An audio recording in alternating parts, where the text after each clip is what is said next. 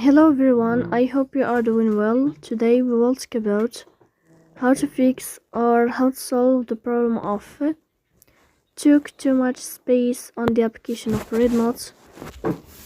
You will go to settings as you see and you will click.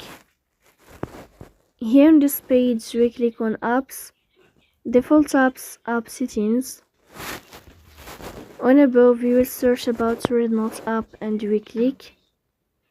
Then in this page of app info you will click on first stop and you will click OK. Here you will enter to the window of storage. As you see here in this page you will click on clear cache. In the end you can turn off your Wi-Fi and you can turn on your Wi-Fi again to fix that problem. So please don't forget to support us by like and subscribe. See you next time and thank you.